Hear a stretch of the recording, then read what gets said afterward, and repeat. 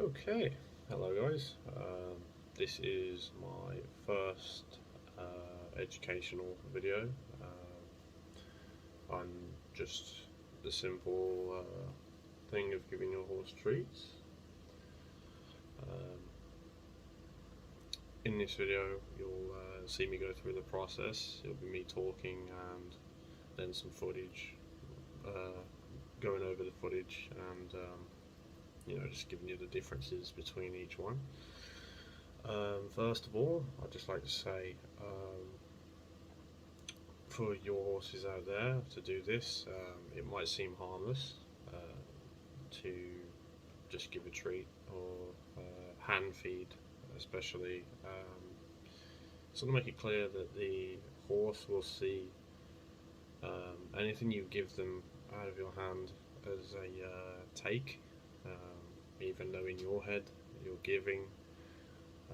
These horses think take, take, take, and if you narrow it down to the simple fact of what horses do in the wild, the alpha horse will never ever give up its territory, its food.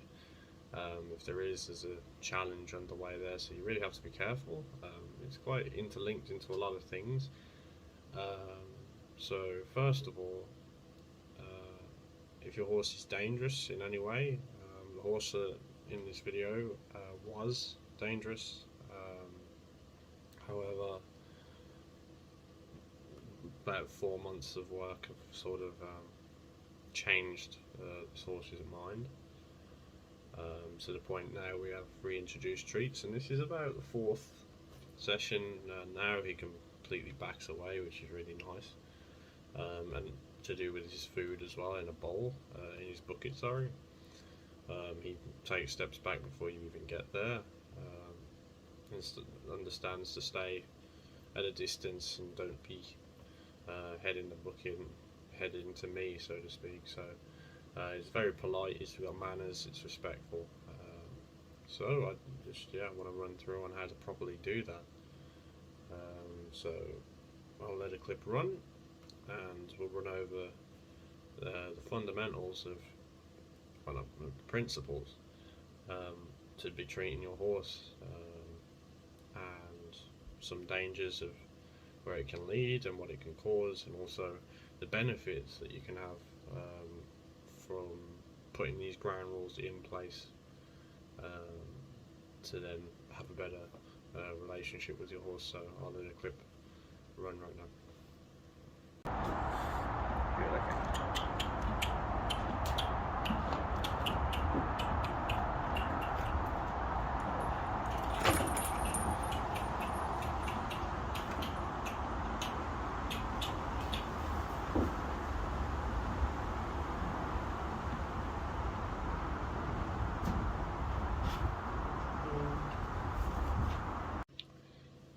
Okay, so what you've just seen is me enter his space.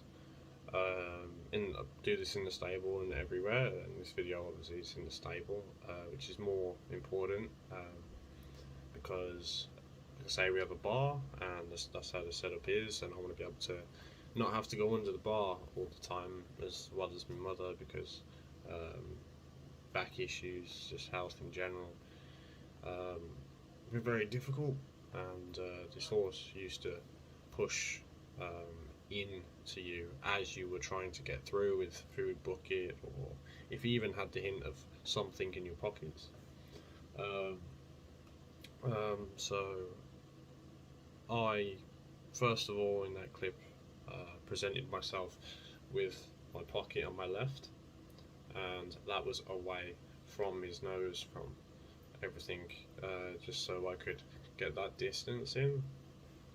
You'll see me use a carrot stick, or a contact stick, however you want to call it. I don't like the term whip. Whip is a bit, it's kind of a nasty term for these tools, and I think when people see you with them, they automatically critique and think that you're hitting them with it. That's not the case. It's just a longer arm for me. It's just information for this horse. to understand. That's something I want to make very clear, that these are huge animals, and they might not have a predatory instinct. You know, they will never want to hurt you, but believe me, there's a lot of people that lives have changed because of underestimating them, so to speak. So I go full equipped, and equip yourself with um, how you feel is necessary for your horse. You know, if your horse is very responsive, right brain, so to speak, and they're very reactive, cautious, spook easy, you probably won't want to use this unless you've desensitized them to it. This horse in this video is a left brain introvert, so what that basically means is he's got the dominant traits: pushy, confident, little energy, little enthusiasm, and quite, but very curious, very smart. So initially, my approach is to get in there and match his steps. So if he takes a step back, then I take a step forward. If vice versa, if he takes a step forward to come into me, I take a step back and make him take a step back. So he puts two actions in for my one, and that's the role of the human is, we're supposed to be 51% leaders and 49% soft and loving, and you don't ever want to be as harsh with these animals, but there are times to be firm. A lot of people, in my opinion, can't do it, or are not sure on the timing or how firm they have to be, and I always say just go with the moment. If you're in danger and you really do need help, when you notice these things with your horse being too pushy on you for treats, I recommend you stop and do some of this, because it will change your horse's mind. And that take mentality that they have, they start to understand that you're giving, and it's a luxury, which is what it is. That's why we treat the horse, or treat any animal. It's a luxury, yeah, well done, or just, how you doing today, bang, it's nice. Turn out of the field, bringing in of a field, you can do all of that. It just has to be done with quality and respect, more on their part. So I enter, and like I say, he immediately backs away. I used to stick a little bit to motivate. I didn't feel like he was really getting the effort. Like I say, he's in the stable with his hay, he's more than happy in there, so to do it in there is quite difficult. But like I say, he's there, he clearly wants the treats, he knows that there's something around, yeah, he backs away, and I wait for him to mentally back away. And what I mean by that is his head, it will give away instead of coming towards, and all I want, it will give away, and respect the fact that he knows that I'm going to give, and that he's not going to take. And I wait in that moment for a second or two, because that is the thought process I'm trying to promote here. I want him to give that space, that area at the front of the stable. I want him to give that space to me, and I will be as firm as needed to do that. So yeah, just try and focus on those things. Initially, you might struggle to motivate your horse, or it'll be over motivated and wonder what you're doing, especially in a stable. It's very dangerous thing to go, depending on if you know your horse well or not. The dangers of not doing this and just giving your horse treats just willy-nilly whenever is that take mentality. And if you're not firm in any other way, and a lot of people aren't, they're all soft. If you're not firm in any other way, in work, on the lead rope, you're not firm, and they don't know how to back up, you giving them treats is going to turn that into quite a nasty behaviour, and you'll have a horse that can't even back away from you just to back away from you, because you're too close, they're too close to you, and you want your space. You know, you've got to have a personal bubble, okay? And that is something that's very important for everything.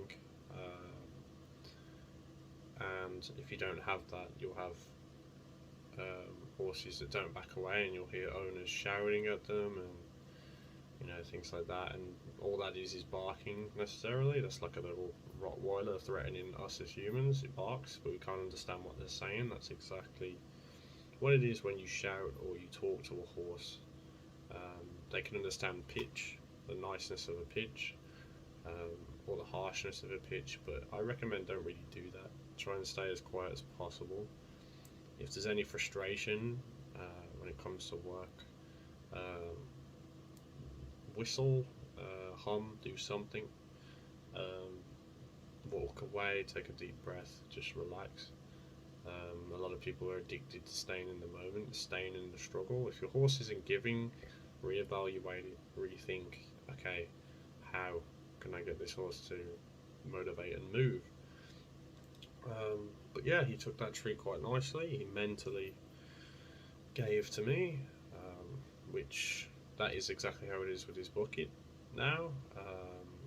We only do this motion with the 2 feet with a little tut, and he goes backwards.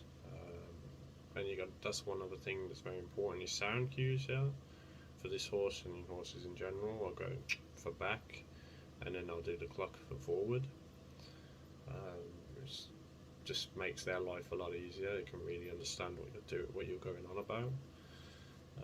And yeah, this horse right now is being very respectful, but towards the end you'll see the difference when they run out and when the treats disappear.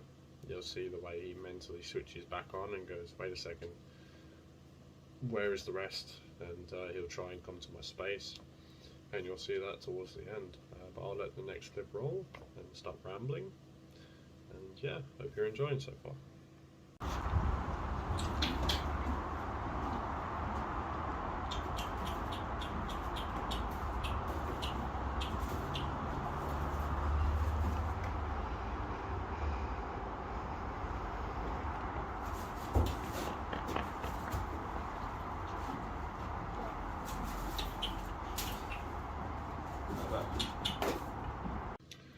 Okay, so there I had to be a little bit more strict than usual.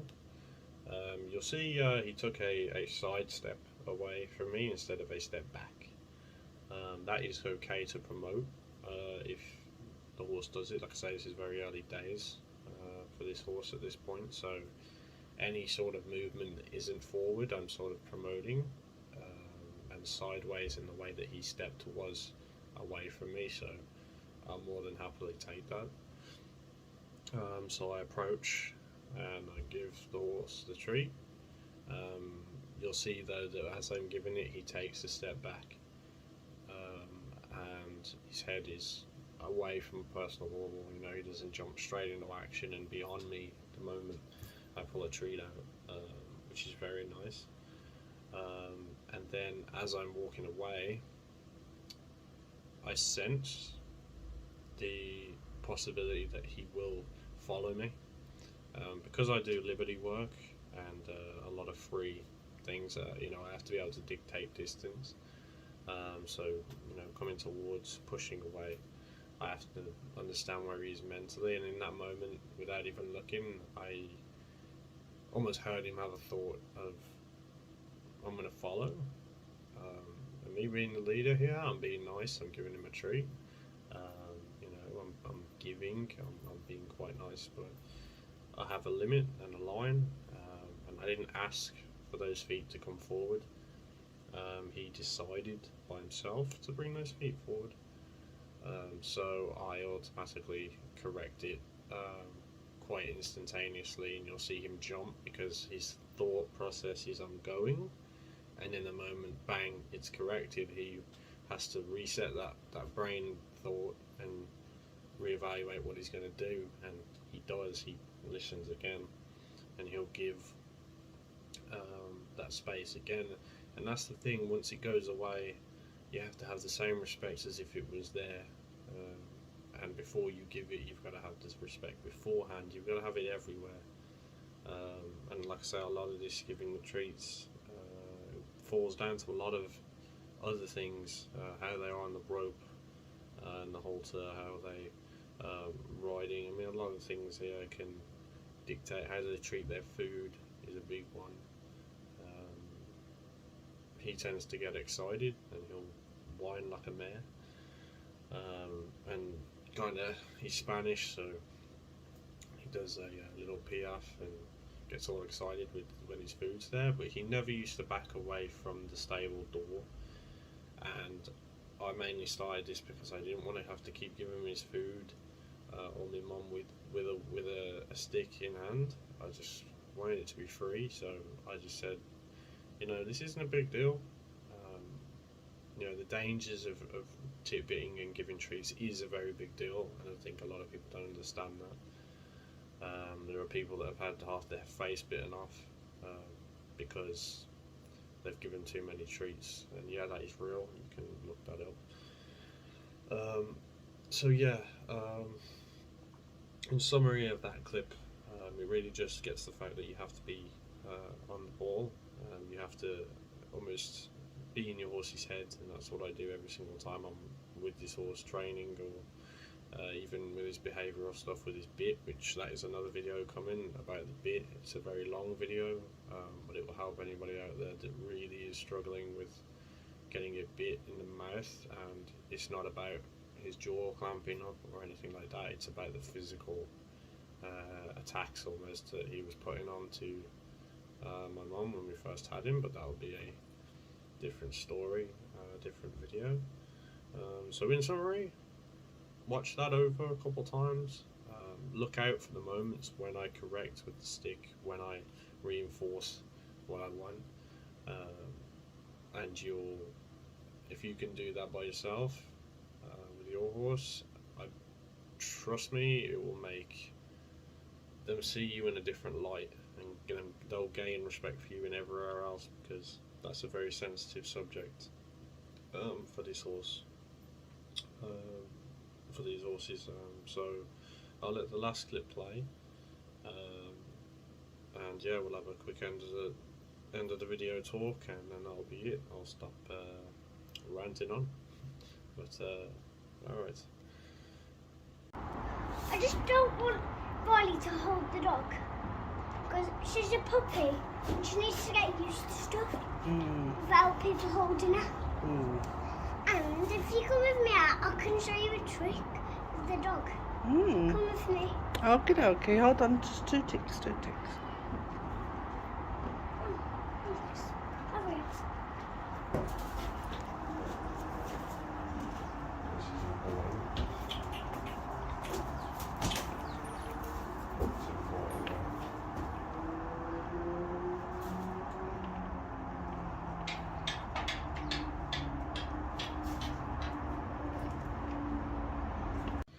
Okay, so after that final clip, you'll see, notice my hand positions. They're very neutral and relaxed. I do that with my own body language too. That's a good habit to have. It's a passive, relaxed position that's normal, and a body language that communicates there's a problem almost, that there's something we need to have a conversation about, and that's the neutral. That's the neutral to active body language, of where with horses like this in the video you almost have to be able to go between the two, and be able to know when to snap it on and when to turn it off. He was very respectful then. Like I say, when you know and he knows that you've ran out, he looks for more, very curious, wants to know where the next bit is, and you'll see I get him to stay away from me. I show him physically, with my hands up, that done, no more, pockets empty, bang, and I only show it once, and that's very important. You show them once because that's it. Don't hold your hand out with nothing in it and go near the mouth, because they can still smell and they can still think that there's something on there, so don't do that. and they don't need to just sniff and check your hand to know that there's nothing in there. Showing them is enough, they can see. So yeah, that's very important. I would definitely have a release command, which in the stable you'll see it when I raise the stick up towards his right eye, and what that does is we'll push the shoulder and the head towards the left, and to the left of him right now is his hay net, and his hay net is relaxation. His hay net communicates safety, a lot of things. It's stable, so bed, hay, comfortable, it relates to that, and there's not much else going on, and I use it as sort of a reset system. I do it with the bit too. If I'm doing it in the stable, it's a good reset tool to have, and it's not a treat either. They know that hay nets are kind of mandatory. It's not a treat at all, and he knows the difference. So with that said, good to have a release command, a place where they mentally sort of switch the idea in their head of oh, I just got a treat off him, and get them out of that room, out of that bubble, and put them back into the comfortable room where they go, okay, I'm chilling, eating hay, etc. Just make it back to the normal scenario. That's the best thing. You can't stay there constantly showing your hands and and just making a fuss out of it.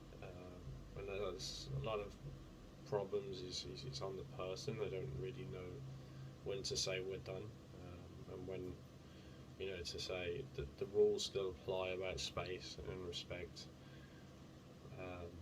and that's for everything. I took that horse out after, and it didn't go from my hands once. Doesn't go from my pockets anymore. He got fed after that, and he moved away from the gate, from the stable door, sorry, just by a simple command. And believe me, there's a lot of people that I see every day that can't do that. And it seems harmless, it really does. But why people love these horses, which is perfectly fine, I love these horses, but people love too much, and they become soft, and they will shout and scream at these horses and often hit them, and it doesn't solve a thing because they're not trained to even respond to that in any way. So that's when you get the problems of them responding to pain, and then you're giving them a treat the next day. It emotionally confuses them, and they mentally don't know how to trust you. This horse trusts me to understand when enough is enough, and when my space is important, when his space is just as important. Me giving him that release away is giving him his own space. You know, no one has ever done that before, I feel, with him. He's never got that freedom to take a step away if he wants to. It's always what the person wants, and that's something that I've communicated to this horse. So he has a brain, he thinks like a human, you know, and I've proved to him that I think like a horse. So sometimes we can relate, sometimes then he thinks like me and gets a bit smart and curious, and like him, he does some funny stuff half the time. And he's quite a personality, and you can only develop that personality, and you can only get to know your horse once you do these things. Once you have a friendship that is disciplined and that is made with and built on respect, then the bond comes, and then you have an amazing horse. This is just one topic that I want to talk about when it comes to the grounds of respect and the principle that they will take it from you if you don't do these things, and you can tell yourself that they're not, but believe me, they are, and they'll see you as less of a leader and less of the person in charge, and that's when you have these horses that are out of control. And it doesn't all stem from this, but this is one very big issue in the community, and it needs to be done with a level of quality and respect. So I'll end it here. There's a video being worked on right now for those out there that are getting physically almost attacked by their horse. I don't know where else to really put it. You're having a physical altercation with the horse you're trying to bit. It's not for people that just have a trouble putting their finger in the mouth and the jaw doesn't open, they just lock their teeth. It's not for that. I'm sure it will help you, but there'll be a lot of things in that video. Groundwork for respect, that's another video. Got loads of ideas that are going to be put up, so if you like the talking through, you like the reasons why, you like the footage and then the talk being predominantly more than the footage. These clips are only 25-30 seconds long, and I can go on about them forever, of why and what is going on. So if you enjoy that, then stick around, subscribe, and yeah, I'll see you in the next one. Later.